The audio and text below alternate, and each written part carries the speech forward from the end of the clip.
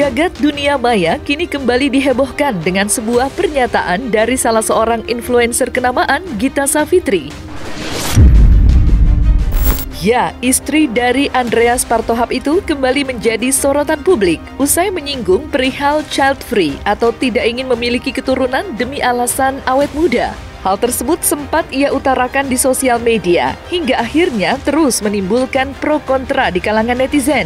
Hingga membuat wanita berusia 30 tahun itu tak henti-hentinya dihujat oleh para netizen.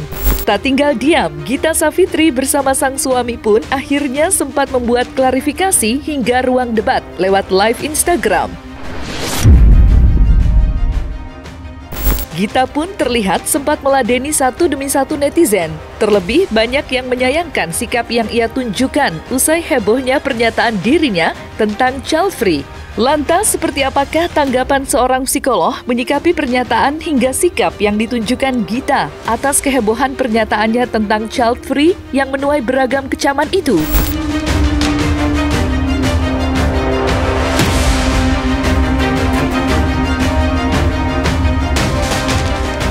Gue udah 32, anak 2, tapi lebih awet dari muka lo. Iya dah. Ya udah, kenapa lu emosi? Kalau lebih muda daripada gue, kenapa emosi? Terus kalau gue gak punya anak, kenapa? Urusan lo apa? Ya namanya juga orang-orang misoginis, orang misoginis goblok, apalagi sih? Ujung-ujungnya kan ngomong gitu doang, mandul. You know, jokes on you bitch. Gue gak tersinggung dibilang mandul, malah gue pinginnya mandul, biar lu semua diem. Konsep child free itu gimana, Kak? Kalian pakai kondom atau alat kontrasepsi kah? Atau kalian yang pada steril? Please jawab. Sebenarnya bisa macam-macam sih. Ada yang kayak maksud aku orang, tapi itu bukan konsep child free itu tuh bukan dari reasonnya, bukan dari penyebab dia, bukan penyebabnya, tapi lebih ke pilihannya. Iya, pilihan itu. Jadi child free itu adalah kamu memilih untuk membentuk keluarga yang di situ nggak ada anaknya, nggak ada keturunan gitu. Menanggapi dari Gita, wanita usia 30 tahun yang mengemukakan bahwa child free itu membuat dia menjadi lebih awet muda ya. Jadi ada beberapa faktor yang membuat orang berpendapat atau beranggapan terhadap sesuatu ya. Yang pertama adalah faktornya itu bisa dari keluarga atau edukasi dari keluarga yang memang membebaskan cara berpikir anaknya untuk boleh berpikir apa saja dan boleh berpendapat apa saja selama tidak mengganggu kehidupan orang lain gitu ya. Terus yang berikutnya adalah ada faktor memang kenapa orang misalnya tidak mau memiliki anak, memang karena ada traumatik dari masa kecil ketika memiliki anak itu mendapatkan sebuah stres atau ketidakberuntungan atau masalah-masalah yang dia tidak bisa handle gitu ya. Jadi ketika masa kecilnya itu dia melihat anak itu adalah pembawa masalah, nah ini juga bisa mempengaruhi orang untuk punya pendapat bahwa atau meyakini sebuah pandangan child free ya. Nah yang ketiga bisa juga memang dari faktor budaya. Kalau melihat dari latar belakang pendidikannya si Gita ini yang memang pernah sekolah di Jerman, jadi ada kemungkinan memang mengadopsi pandangan-pandangan child free yang kalau dari kultur barat itu memang tidak masalah dan ya karena menganut kebebasan ya.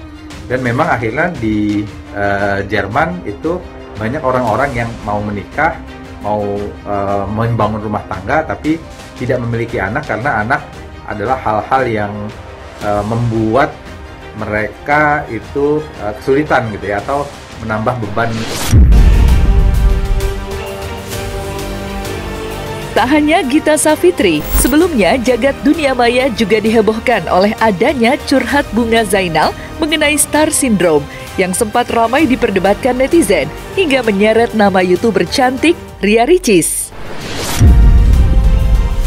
Iya, hal itu terjadi lantaran sebelumnya Bunga Zainal dan Ria Ricis sempat berada di salah satu acara yang sama Sebelum akhirnya Bunga mencurahkan unek-uneknya itu tentang kejadian yang tidak menyenangkan yang ia alami usai acara tersebut.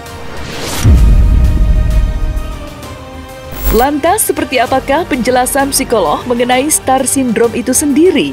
Dan seperti apa pula Oki Setiana Dewi menanggapi tudingan-tudingan miring tentang adiknya itu? Apapun itu, pertama berterima kasih. Apapun itu, ketika ada komentar itu, terima kasih karena menjadi sebuah perbaikan-perbaikan ke depannya. Kedua, mungkin orang nggak banyak tahu. Orang-orang terdekat sih yang tahu. Itu sangat introvert. Dia Mbak tahu orang introvert nggak? Iya. Punya nggak atau mungkin orang-orang yang introvert mungkin bisa memahami orang introvert itu dia itu kadang-kadang saya bicara di keluarga besar ya. Di keluarga besar itu kalau lagi kumpul-kumpul pun dia sangat pendiam dan dia kadang bingung mau mulainya tuh gimana gitu. Jadi kadang-kadang itu juga suka nanya, mau mulai bicara sama tante ini gimana ngomongnya ya, mau mulai ini gimana ngomongnya ya gitu. Jadi Allahu a'lam, tapi apapun itu kita ucapkan terima kasih dan mohon doanya. Dan berikutnya yang saya tahu di antara keluarga kami kan 3 bersaudara, kakak beradik, dan waktu papa sama ibu, seluruh keluarga juga tahu sih, keluarga besar, bahwa di antara keluarga kami yang paling pendiam itu Ricis. Jadi Ricis tuh nggak terlalu banyak cerita, tidak seperti kami ini kan ceriwis gitu. Tapi Masya Allah ketika berada di depan kamera, beliau menjalankan tugasnya dengan sangat baik. Yang orangnya nyangkanya Ricis itu ceria, aktif iya, suka olahraga iya, tapi dia punya hobi yang menunjukkan keintrovertan dia gitu. Dia itu suka sendiri di laut. Jadi dia kalau ada apa-apa tuh sukanya tuh tenang di laut sendiri. Laut itu adalah kecintaannya dia. Kayak gitu. Dia orang yang nggak banyak orang tahu bahwa orangnya itu suka menyendiri di kamar gitu. Orangnya tuh bukan tipe orang yang suka pergi kemana-mana, sukanya di rumah menyendiri di kamar, suka nulis gitu. Orangnya seperti itu. Jadi beberapa teman bilang, oh ternyata introvert ya, orangnya pendiam ya, dia orangnya pendiam, pemalu, pendiam asli.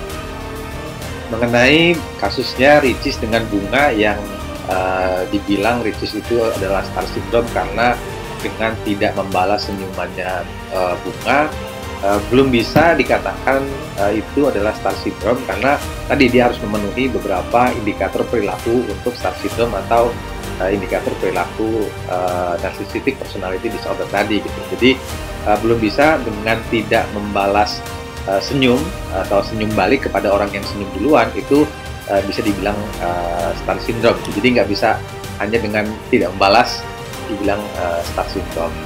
Justru yang menarik adalah ketika seseorang senyum kepada orang lain, lalu orang lain itu tidak tersenyum balik, lalu kita langsung melakukan judgement terhadap orang yang tidak senyum kepada diri kita, itu yang punya masalah sebenarnya. Masalahnya itu adalah ada low self esteem yang ketika kita ketika kita memberikan senyuman kepada orang lain itu merasa kalau kita harus dibalas karena saya merasa berhak untuk mendapatkan balasan senyuman dari orang lain ya. Jadi malah yang menarik adalah di sini adalah respon Bunga dibandingkan dengan responnya dari Ricis. Baik, penjelasan tentang star syndrome. Jadi sebenarnya star syndrome itu bahasa ilmiahnya adalah narcissistic personality disorder. Ciri-ciri narcissistic personality ciri-ciri dari narcissistic personality disorder adalah satu, dia merasa dirinya itu adalah penting sehingga dia merasa orang-orang yang ada di sekeliling dirinya itu perlu menganggap dirinya itu penting. Karena dia suka dengan pujian, mencari pujian bahkan, atau ketika orang-orang tidak sedang memujinya maka dia akan menyebutkan apa-apa yang dia miliki, kehebatan, wajah, apa yang dilakukan, uang yang dia punya, atau apapun itu untuk mendapatkan akhirnya adalah pujian dari lingkungan sekitarnya. Ciri lainnya orang yang narcissistic personality disorder adalah juga orang-orang seperti ini adalah orang-orang yang istilahnya itu entitled ya, merasa berhak gitu, berhak untuk merendahkan orang, memandang rendah orang, terus nyuruh-nyuruh orang dengan semaunya. Terus orang-orang yang narsisistik juga adalah orang-orang yang hanya peduli dengan kepentingan dirinya saja, gitu, tidak mempedulikan dengan kepentingan orang lain. Orang yang narsisistik itu bisa sangat ramah, sangat murah senyum jika orang-orang ini berhadapan dengan orang yang dianggap status sosialnya itu lebih tinggi ya, atau lebih baik dibandingkan dirinya.